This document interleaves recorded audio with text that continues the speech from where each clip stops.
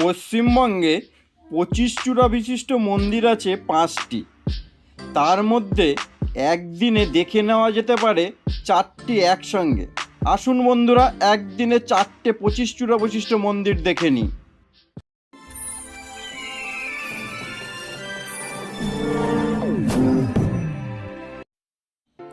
কোনো এক ছুটির দিনে বেরিয়ে পড়ুন। একদিনেই দেখে নিন পশ্চিমবঙ্গের 4টি 25 চূড়া বিশিষ্ট মন্দির।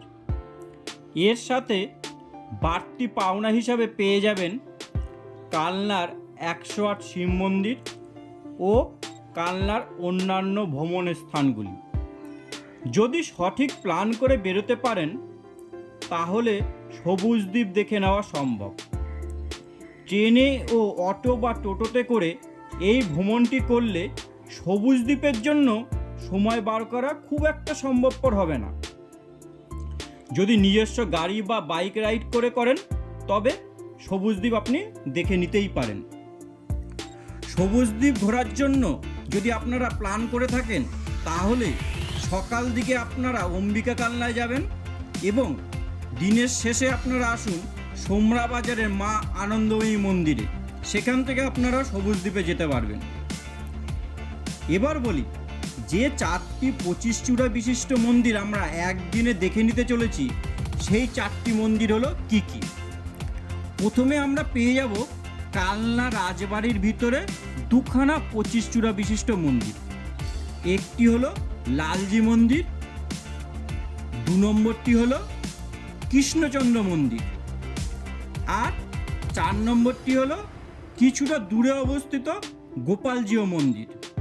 আর আমরা এখন আমাদের ভিডিওতে দেখতে পাচ্ছি সোমরা বাজারের সুখারিয়ায় অবস্থিত মা আনন্দময়ী মন্দির। এই 4টি আমরা 25 চূড়া বিশিষ্ট মন্দির আমরা আজ আমাদের ভিডিওতে দেখে নেব এবং কিছুটা বর্ণনাও আমরা এখানে করব। আর যদি এই মন্দিরগুলো সম্বন্ধে বিস্তারিত বর্ণনা আপনারা জানতে চান তাহলে আমার চ্যানেলে এর আলাদা আলাদা ভিডিও রাখা আছে, আপনারা গিয়ে অবশ্যই দেখে নিতে পারবেন। পশ্চিমবঙ্গ রাজ্যের হুগলি জেলার ব্যান্ডেল কাটোয়া লাইনে সোমরা বাজার রেলওয়ে স্টেশন। সেখানে নেমে টোটো বা অটো নিয়ে চলে আসতে পারেন এই মা আনন্দময়ী মন্দিরে। শিয়ালদা কিংবা হাওড়া থেকে ব্যান্ডেল হয়ে কাটোয়া রেলপথে সোমরা বাজার রেলওয়ে স্টেশন অবস্থিত। টোটো নিয়ে গ্রামে ঢুকতেই আঁকা বাঁকা পিচের রাস্তা চোখে পড়বে। মোটামুটি সময় 15 থেকে 20 মিনিট পার হলেই আপনারা এই মন্দির চত্বরে চলে আসতে পারবেন।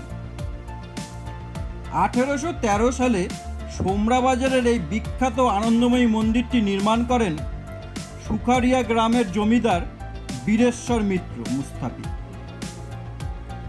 অন্য একটি জমিদার বাড়ির পুকুরের বাঁদিকে এই মন্দিরটি অবস্থিত।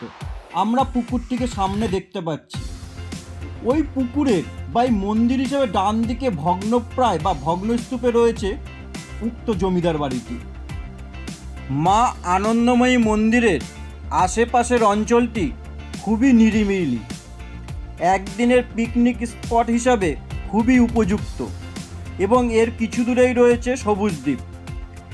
পাশে থাকা আমবাগান ও বিশাল ছাওয়া ঘেরা এই যে জঙ্গল, সেখানে যদি একদিনে চড়ুইভূতি করা যায় তাহলে তার আনন্দ বা মজাই আলাদা। এছাড়া পশ্চিমবঙ্গের পঞ্চম 25 চূড়া বিশিষ্ট মন্দিরটি হল বাঁকুড়া সোনামুখী ব্লকে অবস্থিত শ্রীধর মন্দির, যা অবশ্য এই 4টি মন্দিরের সঙ্গে একদিনে করা সম্ভব নয়।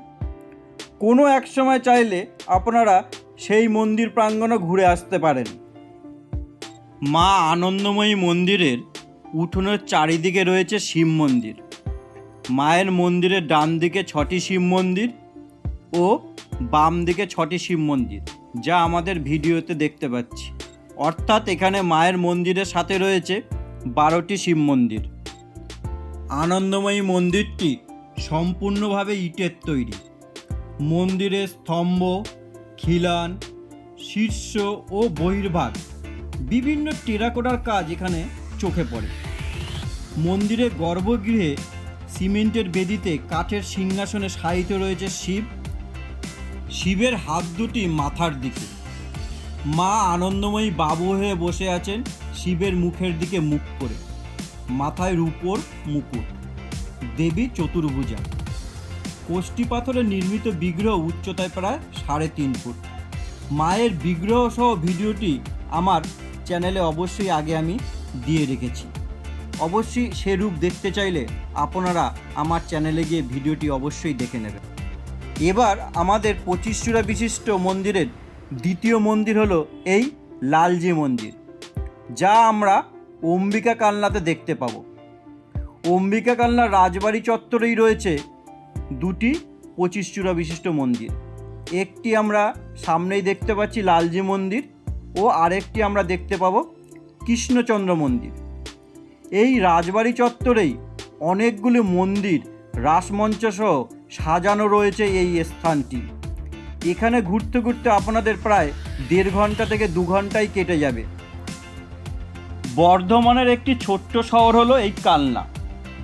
ঐশ্বর্যপূর্ণ পোড়ামাটির মন্দির দ্বারা সমৃদ্ধ অম্বিকা কালনাকে আসলে মন্দিরের শহর বলা হয়। হাওড়া থেকে ব্যান্ডেল হয়ে Ambika Kalna station 82 kilometre. Sealdah station থেকে কাটোয়া লোকাল ধরেও যাওয়া যায়।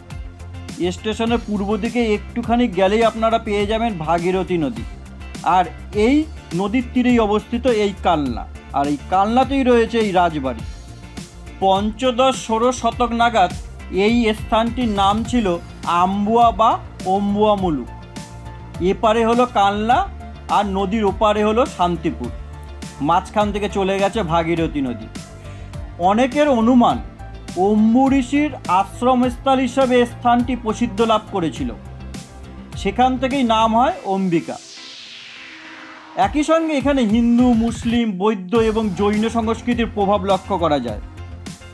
এই অম্বিকা কালনা এলে আপনারা অবশ্যই এখানে 108 শিব মন্দির, প্রতাপেশ্বর মন্দির, রাসমঞ্চ, লালজি মন্দির, কৃষ্ণচন্দ্রজি মন্দির, পঞ্চরত্ন শিব মন্দির, শ্রী শ্রী অম্বিকা সিদ্ধেশ্বরী মাতার মন্দির এবং কিছুটা দূরেই গোপালজি মন্দির, বিজয় বৈদ্যনাথ মন্দির, আমলিতলা, মহাপ্রভুর বাড়ি, শ্যামসুন্দরের বাড়ি, জগন্নাথ মন্দির, অনন্ত বাসুদেব মন্দির, এইসব স্থানগুলো আপনারা দেখে নিতে পারবেন। অটো বা টোটোকে সেইভাবে বললেই তারা সব স্থানগুলি ঘুরিয়ে আবার আপনাকে স্টেশনেই ছেড়ে দেবে। সত্যিই খুব অপূর্ব লাগছে কালনা রাজবাড়ির ভিতরের এই প্রাঙ্গণটিকে, কারণ ঢালাই রাস্তার মাঝখানে সবুজ ঘাসের যে মাঠ, তা যেন আলাদা একটা রূপ এনে দিয়েছে। শীতকালে এখানে বিভিন্ন ফুলের গাছ লাগানো থাকে, তা আরও মন এবং চোখকে জুড়িয়ে দেয়। সামনেই আমরা কৃষ্ণচন্দ্র মন্দির দেখতে পাচ্ছি। এটিও হলো 25 চূড়া বিশিষ্ট মন্দির। হ্যাঁ, এই কালনা রাজবাড়ি চত্বরেই রয়েছে দুটি 25 চূড়া বিশিষ্ট মন্দির। মন্দির চত্বর দেখতে দেখতে লালজি মন্দির নিয়ে 2-1টি কথা আপনাদেরকে জানাই। 1739 সালে প্রতিষ্ঠিত 25 চূড়া বিশিষ্ট এই লালজি মন্দির। মন্দিরের সামনে আপনারা পাবেন নাটমণ্ডপ এবং একটি পর্বতাকৃতি গিরি গোবর্ধন মন্দির। মূল মন্দিরটি পোড়ামাটির অলঙ্করণে সাজানো। আমরা এখন যে কৃষ্ণচন্দ্রজি মন্দিরটি দেখতে পাচ্ছি, এই মন্দিরটি 1751 থেকে 52 সালের মধ্যে এটি নির্মিত হয়েছিল। পুরানো ইট দিয়ে তৈরি এই পঞ্চবিংশতি রত্ন মন্দির। এই মন্দিরের বিভিন্ন গায়ে মহাভারত ও অন্যান্য মহাকাব্যে বা বিভিন্ন পুরাণের দৃশ্য সম্বলিত পোড়ামাটির ফলক আমরা দেখতে পেয়েছিলাম।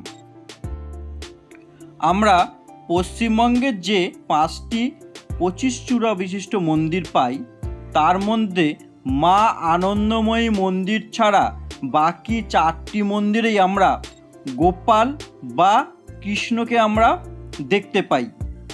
একমাত্র আনন্দময়ী মন্দিরেই আমরা মা কালীকে দেখতে পেয়েছিলাম বা মা আনন্দময়ীকে দেখতে পেয়েছিলাম। একদিনের এই ট্যুর প্রোগ্রামটি করতে চাইলে আপনারা সকাল সকাল বেরিয়ে পড়ুন। একদম যতটা পারবেন সকালে বেরোলেই খুব সুন্দরভাবে সাজিয়ে নিতে পারবেন সারা দিনটাকে। আমরা প্রথম দিকে সোমরা বাজার গিয়েছিলাম এবং পরবর্তী সময়ে আমরা অম্বিকা কালনাতে গিয়েছিলাম। আপনারা চাইলে প্রথম দিকে অম্বিকা কালনায় গিয়ে পরবর্তী ফেরার সময় আপনারা সোমরা বাজারে যেতে পারেন। যেটা আপনাদের কাছে সুবিধাদায়ক মনে হবে আপনারা সেইভাবে প্রোগ্রামটিকে সাজিয়ে নিন। আর একটা জিনিস বলি, এখানেই একমাত্র শৌচালয় আমাদের চোখে পড়েছিল। অন্য কোনো ভ্রমণের স্থলে কিন্তু আমাদের সেরকম কোনো শৌচালয় চোখে পড়েনি। সঙ্গে জল ও হালকা কিছু ফাস্টফুড সঙ্গে রাখা অবশ্যই ভালো।